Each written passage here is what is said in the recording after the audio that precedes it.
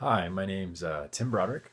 I am going to be presenting on the second half of our presentation for our financial topic group around college athletics.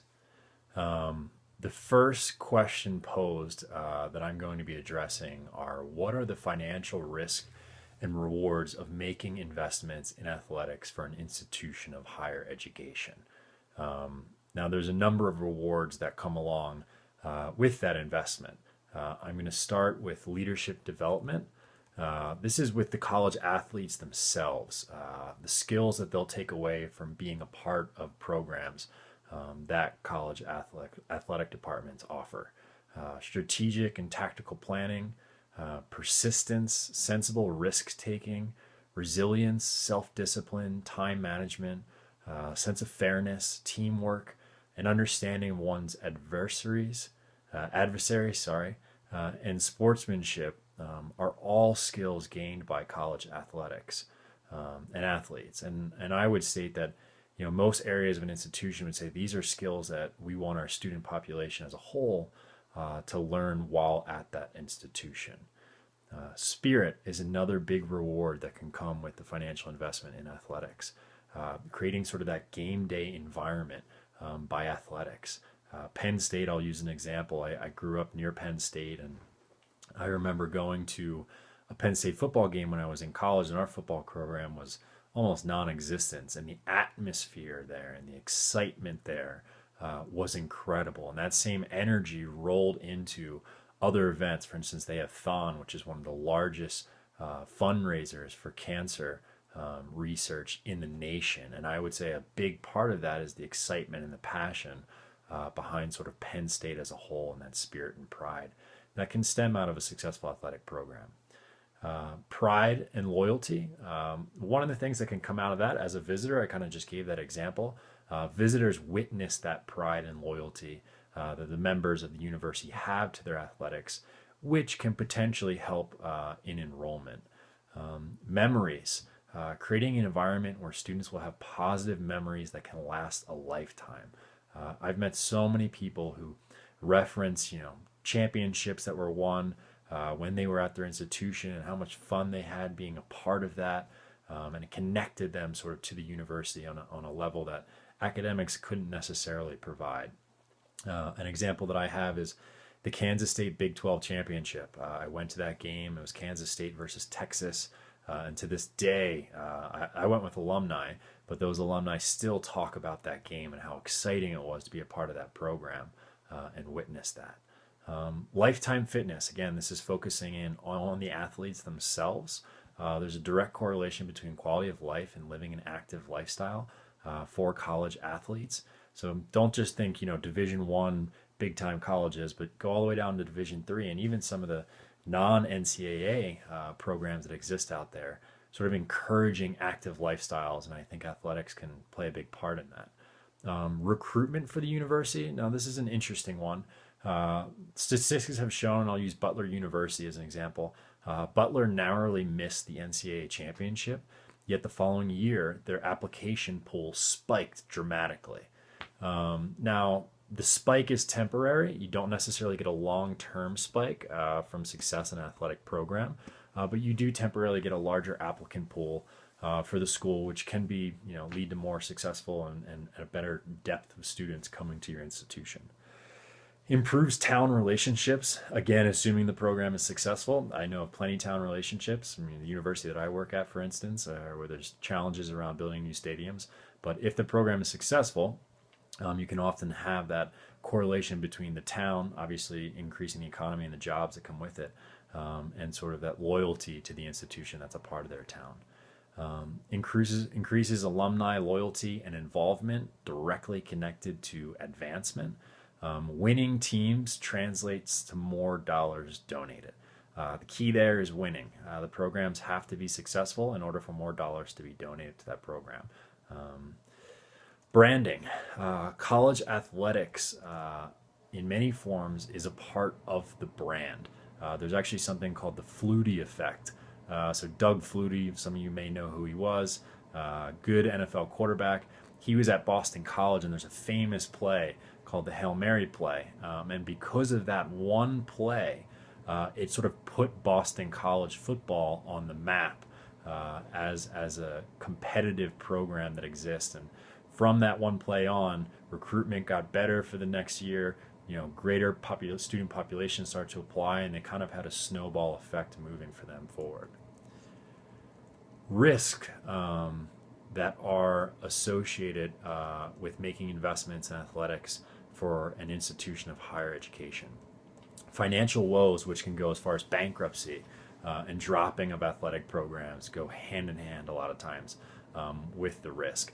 Good example, University of Washington dropped their historical and nationally ranked swimming team while increasing the budget of their football team. So since the men's basketball tends to make these revenue streams, the other programs are kind of on the chopping block, especially as it gets tighter and tighter with financial woes. So over the last 5 years, 205 varsity teams have been dropped in NCAA Division I. The top ranks of college sports, 133 for men, 72 for women. It includes men's tennis, gymnastics, and wrestling have been particularly hard hit. Rutgers, for instance, in 2007 had to drop 6 sports programs at once because of a multi-million-dollar deficit. The list just goes on and on. California Berkeley announced in 2010 it was cutting 5 programs because of budget problems before an aggressive fundraising blitz. So that can be negative in the sense that people are so heavily dumping money into the men's sports programs that generate revenue. Negative national media spotlight. If you haven't heard about Penn State University at this point, you can live under a rock. It seems to be everywhere. Miami University has constant issues going on there as well. Florida State University is in the news right now for their men's football program. Assuming you have negative stories coming out of your program, it can actually create a negative light on your brand and on your institution. And also you end up spending more money for internal controls, which can be a lost revenue source as well. So the second the second question that I have been assigned or will be talking about are what are the various funding models utilized to fund athletic programs. So most athletic programs are set up as auxiliaries to the university. This means that they're tubs in their own bottoms. They must generate revenue in order to spend. Doesn't always work out that way. Negative example that's sort of out in the news, I think it was last year around this time, the University of Maryland issued spending more money than they were bringing in. And in fact, 9 out of 10 public universities that compete in big time sports spent more money than they earned last year. So this can be an issue when you're an auxiliary. Big reason for that, I kind of talked about in the previous section, is the overzealous spending on men's basketball and men's football. Some universities are successful being auxiliaries and functioning, and even beyond that. So for instance, Texas and Ohio State, they're so successful with their programs, both football, basketball, that they actually bankroll the entire athletic department. So not necessarily having to drop programs. According to USA Today, most recent annual survey report of sports spending called from data supplied to the NCAA, just 22 out of 227 public universities in NCAA Division I turned a profit in 2011. Again, making that auxiliary model challenging. The Knight Commission says spending on sports is rising almost twice as fast as spending on academics is. NCAA football playoff, which is coming this year. Again, it's supposed to be sort of a miracle for these auxiliary spending models to bring in revenue. They're estimating it'll be $500 million in revenue. So they keep trying to come up with new ways, but it seems like long term, this sort of increase input to output revenue model that comes from being an auxiliary, it might not work out. One of the recommendations that the Knight Commission gave was better mapping of expenses, including hidden costs of facilities and universities' general funds, which could help in fixing current funding models. Capping spending on coaches and administrators. I know at most institutions, mine included, one of our highest paid people is our football coach. And we need to maybe consider readdressing that and kind of changing things around. So ideally that would come from the inside, internally, probably not going to happen. So 2 recommendations the Knight Commission gave was that Congress steps in and assists and sort of creating caps on the nonprofit institutions that receive state or federal tax or funding, which we know in Congress probably won't happen. Second option is letting things get so out of control with sort of the debt and then also the revenue being created by these successful programs that the IRS has to step in and potentially declare college athletics to no longer have a nonprofit status.